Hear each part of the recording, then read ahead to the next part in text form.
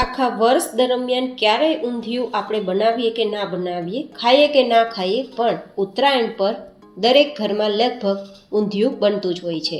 તો આજ ડિમ્પલ્સ ડિશીસમાં ફટાફટ અને ઓછા તેલમાં લસણ ડુંગળીના ઉપયોગ વગર ખૂબ જ હેલ્ધી અને બધા જ આંગળા ચાટતા રહી જાય તેટલું ટેસ્ટી ઊંધિયાના સ્પેશિયલ મસાલા સાથે, ઊંધિયાની સ્પેશિયલ ગોળી બનાવવા સાથે અને કઈ કઈ રીતે ઊંધિયું તૈયાર થાય કે ફટાફટ પણ બનશે ને સ્વાદિષ્ટ પણ બનશે, આવી નાની મોટી ઘણી ટિપ્સ સાથે આજે ઊંધિયા બનાવવાની રેસીપી મેં શેર કરી છે. તો ચલો રેસીપી બનાવવાની શરૂઆત કરીએ.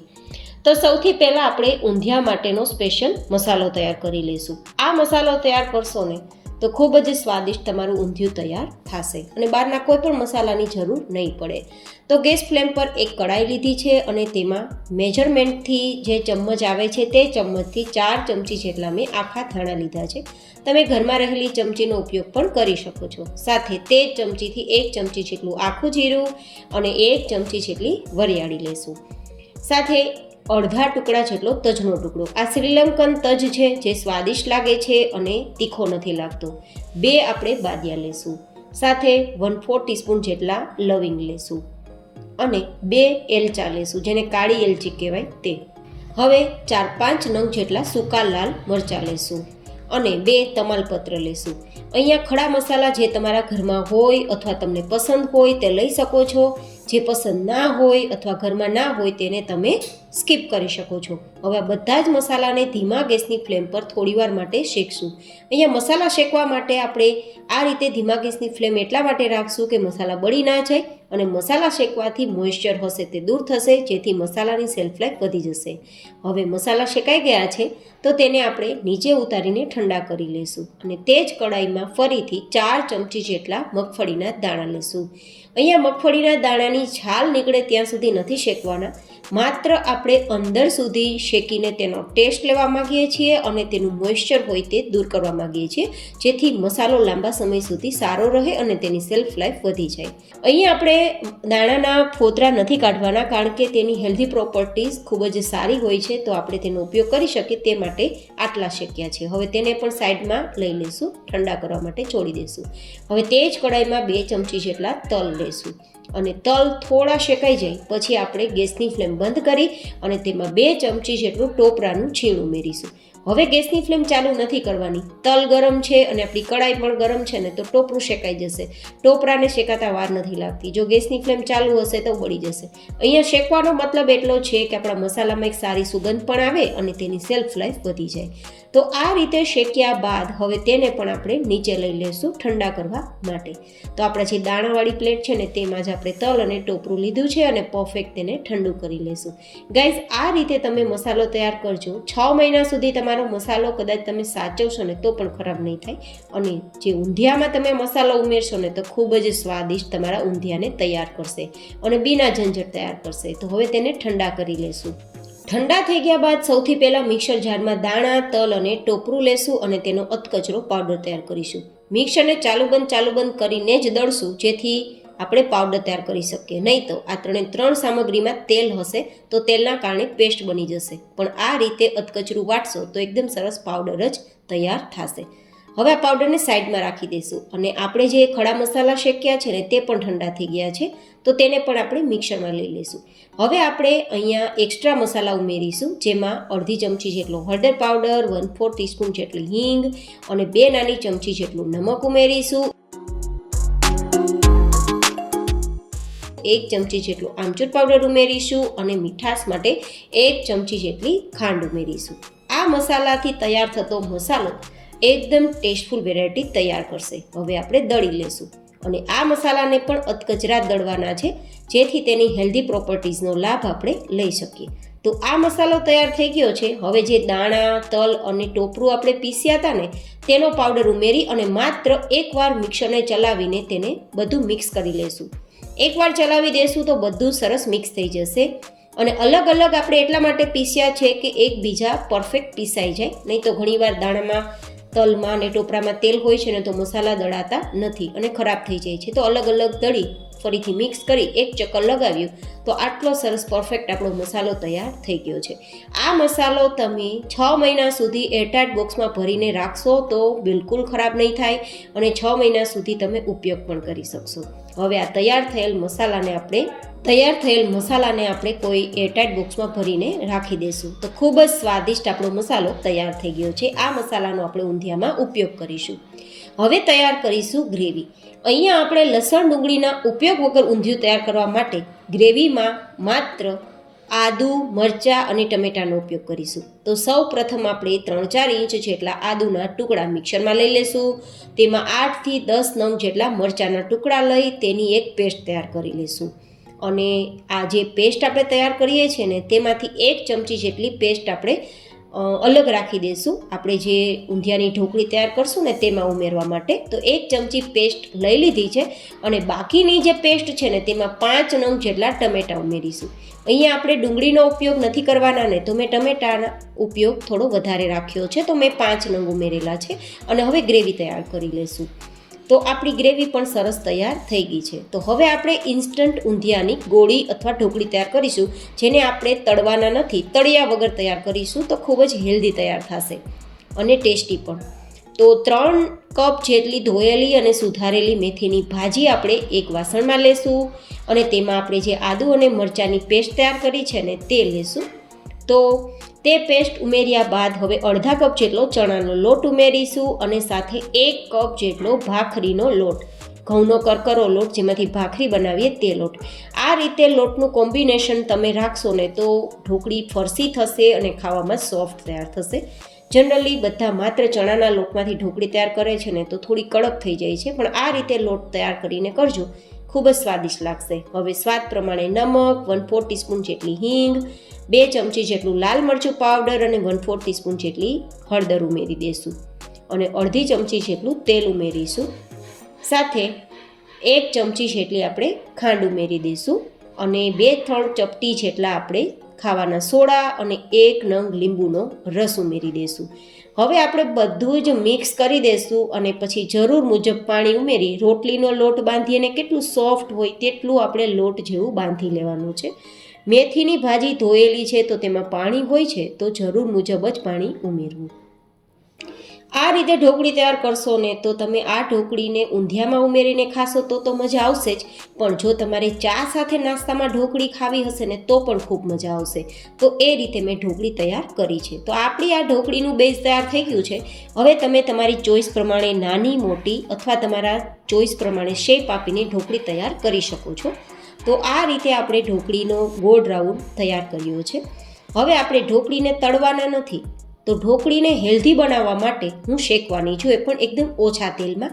તો મેં અહીંયા અપ્પમ પેન લીધી છે અને તેમાં થોડું 3-4 ટીપા જેટલું તેલ લગાવીશું અને પછી તેમાં ઢોકળી ગોઠવી દઈશું અને પછી તેને ઢાંકીને ધીમા ગેસની ફ્લેમ પર બંને સાઈડ ગોલ્ડન કલર પર આવે ને ત્યાં સુધી આપણે શેકી લઈશું. આ રીતે ઢોકળી તૈયાર કરશો ને તો ફરસી થશે, સોફ્ટ થશે ને ઓછા તેલમાં તૈયાર થશે.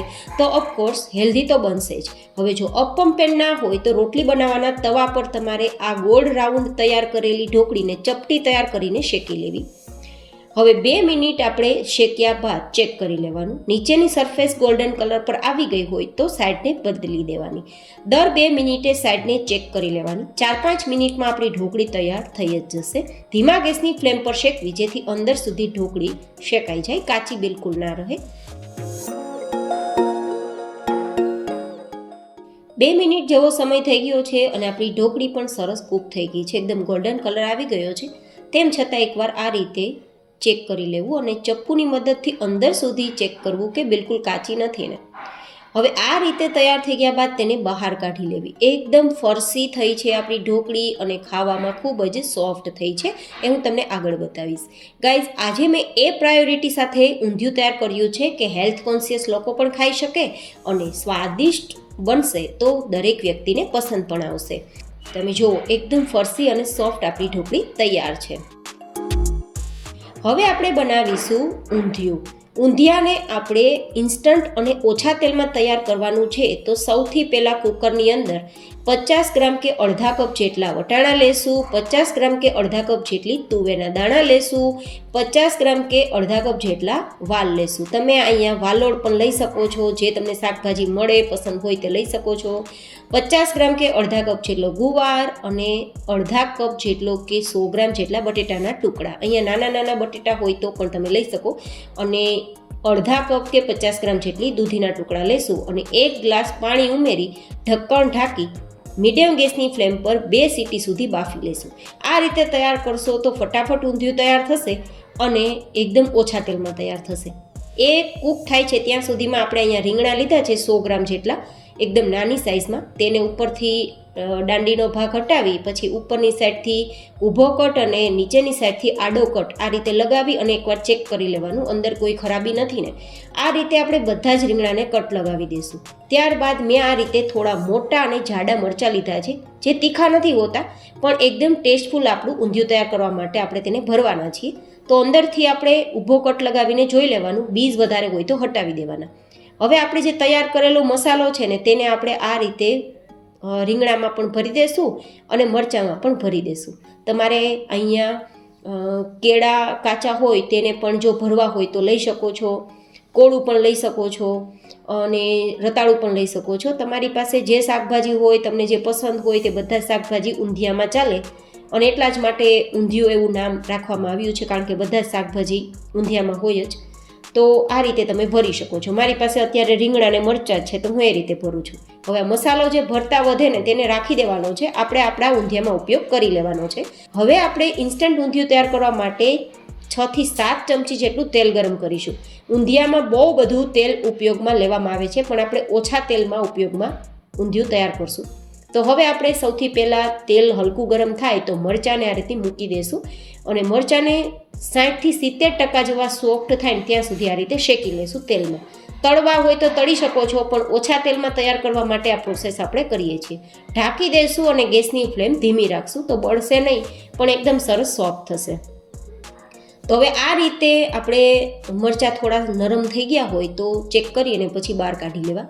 ગાઈઝ, આજનો video A to Z tips સાથે અને પરફેક્ટ મેથડ સાથે તૈયાર કર્યો છે, તો કદાચ રેસીપી થોડી લાંબી થઈ જશે પણ તમને ખૂબ જ ઉપયોગી બનશે. જો તમે પહેલી વાર ઊંધિયું તૈયાર કરતા હશો ને તો પણ તમારું ઊંધિયું ચટાકેદાર તૈયાર થશે, બિલકુલ ખરાબ નહીં થાય. તે મેં ધ્યાન રાખ્યું છે અને વિડીયો તૈયાર કર્યો છે.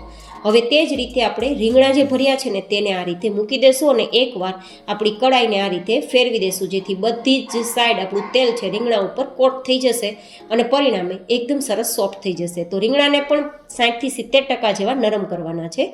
તો ઢાંકી દેશું અને મીડિયમ ગેસની ફ્લેમ રાખીશું. તો 1 થી 1.5 મિનિટની અંદર જ રીંગણા આપણા સોફ્ટ થઈ જશે, કારણ કે રીંગણાને સોફ્ટ થતાં વાર નથી લાગતી અને આપણે એ રીતે કટ લગાવ્યા છે કે ફટાફટ થઈ જાય. તો રીંગણાને પણ બહાર કાઢી લેશું. હવે જો માત્ર 3-4 ચમચી જેટલું તેલ બચ્યું છે, તેમાં આપણે આખું ઊંધિયું તૈયાર કરવાનું છે. તો હવે આ તેલ ગરમ જ છે, ત્યાં 1 ચમચી રાઈ, 1 ચમચી જીરું, અડધી ચમચી હિંગ અને 1 ચમચી લાલ મરચું પાવડર તેલમાં ઉમેરીશું, આપણા ઊંધિયાનો કલર ચટાકેદાર આવે તે માટે. અને પછી આપણે ટમેટા, આદુ મરચાંની ગ્રેવી ઉમેરી 2 મિનિટ માટે ઢાંકી દેશું, જેથી વઘાર બહાર ના નીકળે. ને પછી એકવાર ચલાવી દેશું ને ચલાવ્યા બાદ આપણી આ ટમેટાની ગ્રેવીને કૂક કરવા માટે ઢાંકી દેશું અને ધીમા ગેસની ફ્લેમ પર તેને થવા દેશું. ત્યાં સુધીમાં કુકરમાં 2 સીટી આવી ગઈ છે, તો તેને પણ ખોલીને જોઈ લઈએ કે આપણા શાકભાજી સોફ્ટ થયા છે કે નહીં. શાકભાજી મેશ થઈ જાય, આપણે જ્યારે ભાજી બનાવીએ અને કેટલા સોફ્ટ કરીએ મેશ થાય તેટલા બધા સોફ્ટ નથી કરવાના, 95% જેવા સોફ્ટ કરવાના, એટલે કે દાણો કાચો ના રહેવો જોઈએ પણ મેશ પણ ના થવો જોઈએ. આટલું સોફ્ટ થઈ જાય ને ત્યાં સુધી બાફવાના. હવે જો આમાં પાણી પણ એકદમ ઓછું છે તો બહાર નહીં કાઢીએ, પાણી એમનેમ જ રહેવા દેશું. તો આપણી સબ્જી સોફ્ટ થઈ ગઈ છે અને આ બાજુ જોઈએ ને તો ટમેટાની ગ્રેવી ઉપર તેલ દેખાવા લાગ્યું છે, મતલબ ગ્રેવી કૂક થઈ ગઈ છે, કાચી નથી. તો હવે આપણે બાફેલું શાક ઉમેરી દઈશું. અહીંયા આપણે શાકને એટલા માટે બાફ્યું છે કે એકદમ ઓછા તેલમાં તૈયાર થાય. જો તમે બધી જ શાકભાજી કાચી આ રીતે ટમેટાની ગ્રેવીમાં ઉમેરશો ને તો તમારું તેલ પણ વધારે જોશે, સમય પણ વધારે જોશે અને થોડું અધકચરું આપણું ઊંધિયું પાક્યું હોય ને તેવું લાગશે ટેસ્ટમાં. તો મેં આ રીતે તૈયાર કર્યું છે. તમે કઈ રીતે તૈયાર કરો તે પણ મને કોમેન્ટમાં બતાવજો. હવે એકવાર મિક્સ કરી દીધા બાદ આપણે મસાલા ઉમેરીશું. તો 1 થી 1.5 નાની ચમચી જેટલું નમક ઉમેરીશું, અડધી ચમચી હળદર પાવડર, 2-3 ચમચી લાલ મરચું પાવડર, 1 ચમચી ધાણાજીરું પાવડર ઉમેરીશું અને આપણે જે તૈયાર કરેલો મસાલો છે ને તે પણ ઉમેરી દઈશું, જે આપણા ઊંધિયાના ટેસ્ટને 4 ચાંદ લગાવી દેશે. અને પછી આપણે હળવા હાથે બધું જ મિક્સ કરીશું. આપણી સબ્જી આમ તો સોફ્ટ થઈ જ ગયેલી છે, તો વધારે ઝડપથી મિક્સ નથી કરવાનું અને વજન સાથે પણ મિક્સ નથી કરવાનું, નહીં તો મેશ થઈ જશે. આ રીતે મિક્સ થઈ ગયા બાદ આપણે અડધા લીંબુનો રસ નીચોવી દઈશું સારા ટેસ્ટ માટે. જોકે મસાલામાં આમચૂર પાવડર ઉમેર્યો છે, પણ થોડું વધારે ચટકીલો ટેસ્ટ આપે. જોકે ના ઉમેરવું હોય તો ઓપ્શનલ છે, પણ લીંબુ ઉમેર્યું છે તો 1 ચમચી ખાંડ પણ ઉમેરી દઈશું ખટાશ મીઠાશ મેન્ટેન કરવા. અને 1 ગ્લાસ જેટલું ગરમ પાણી ઉમેરીને મિક્સ કરીશું. હવે વધારે પાણી ઉમેરવાની જરૂર નથી, કારણ કે આપણું શાક બફાઈ ગયેલું છે. જો વધારે પાણી ઉમેરશું તો મોરું પડી જશે. બસ એટલા જ માટે આપણે આ રીતે ઊંધિયું તૈયાર કર્યું છે. અને પછી મિક્સ કર્યા બાદ આપણે તળેલા મરચાં ને રીંગણા છે તે અને આપણી ઢોકળી તૈયાર કરી છે ને તેને ઉમેરી દઈશું.